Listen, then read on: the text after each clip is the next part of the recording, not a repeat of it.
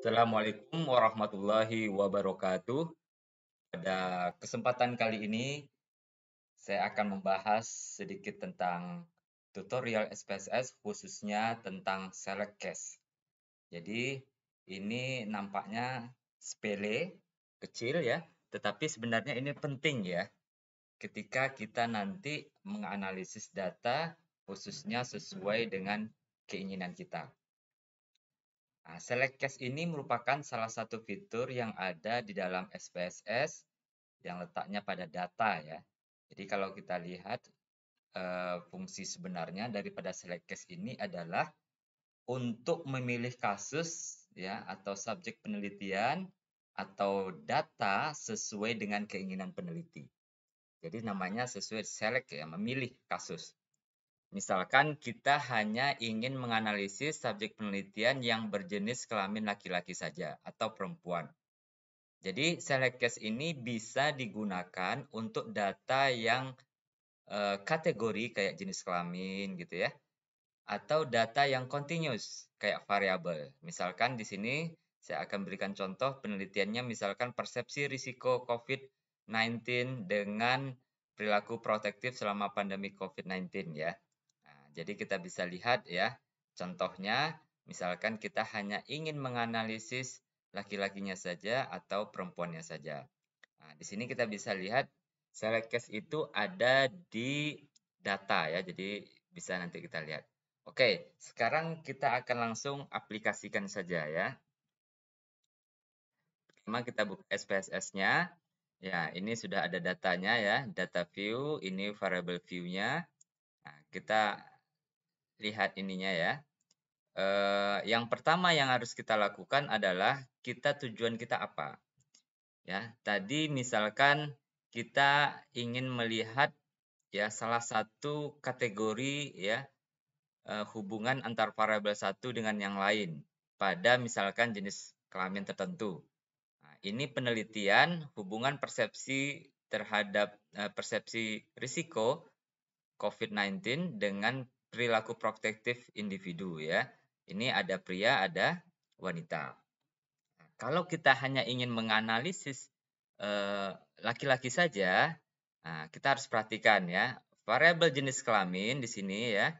Ini kita lihat kodenya adalah satu untuk laki-laki, dua untuk perempuan. Oke ya, jadi kita ingat ya.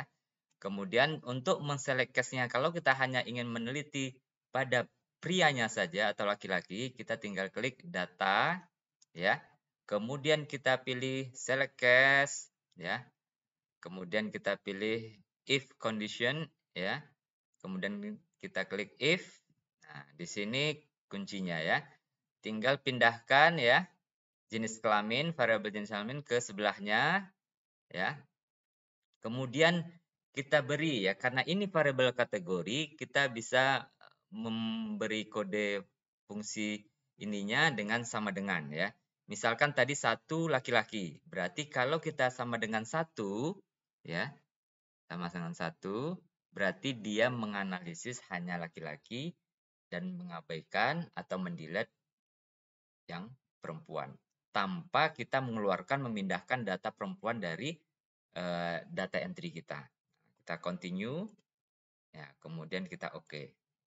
Oke, kemudian kita lihat lagi kembali ke datanya. Nah, oke, kita akan lihat ya apa yang terjadi. Data, ini ya. Jadi yang di checklist atau yang di tanda silang ini adalah yang tidak ikut di dalam penelitian kita ya. Jadi kita bisa lihat di sini ya. Nah, nomor 2 ini perempuan ya. Tadi kita sama dengannya satu ya, karena satu berarti laki-laki yang ikut ya. Nah, jadi itu ya. Jadi kalau kita mau cek ini berapa totalnya ya, ya bisa kita deskriptifkan ya. Misalkan kita lihat ininya, laki-laki itu berapa orang yang ada dalam penelitian kita. Oke, kita lihat modusnya ya, misalkan ya. Oke. Ternyata ada 74 orang ya. Oke. Nah, ini cara untuk apa namanya menggunakan select case pada variabel jenis kelamin. Oke, untuk kininya kita bisa riset lagi ya. Kalau kita ingin coba yang lain, kita riset dulu.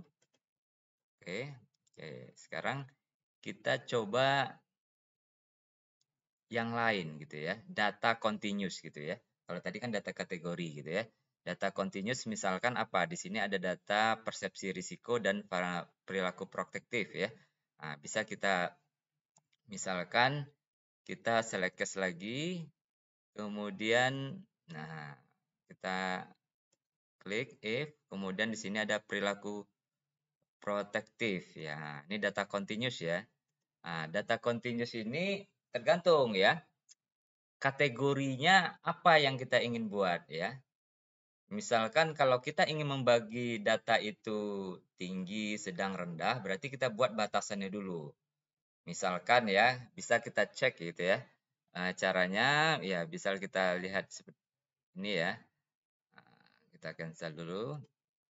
Misalkan kita analisis, kita frekuensi, kemudian kita masukkan yang perilaku protektif ya.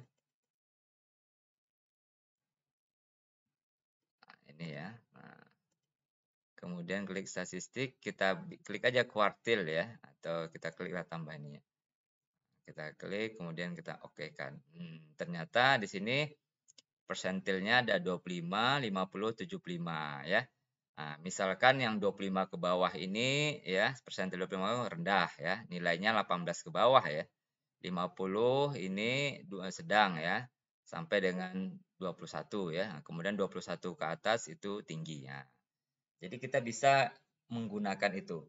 Nah, kalau kita misalkan ingin menganalisis ya, data perilaku protektif yang rendah dengan yang tinggi, nah yang sedang ini tidak kita ikutkan, nah kita bisa klik ya atau gunakan select case ini. Caranya tinggal ini 20 ya, 20 sama 22 ya. Pertama ya, kita select case ya. Kemudian kita klik if ya. Kemudian kita masukkan variabel protektif. Kemudian kita klik tadi sama dengan lebih rendah dari 18 ya. Dengan 18 ya. Kemudian ini yang pertama, kita bisa kasih tanda lurus ini ya. Nah, tanda ini untuk dua ini memisahkan. Kemudian kita masukkan lagi variabel protektifnya ya. Kemudian kita ambil yang 22 ke atas gitu ya. 22 sama dengan ya lebih besar 22. Ya, 22. Kemudian kita klik continue. Oke. Oke ya.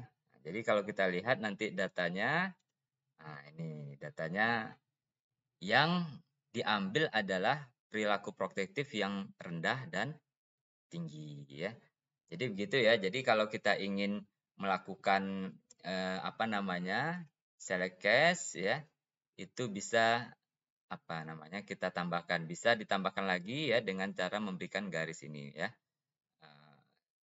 Itu ya. Jadi ini sangat penting sekali biasanya kalau untuk meneliti ya, apakah ada ya perbedaan ya hubungan antara variabel X dan Y dilihat dari jenis kelamin. Biasanya jenis kelamin ini menjadi variabel moderator.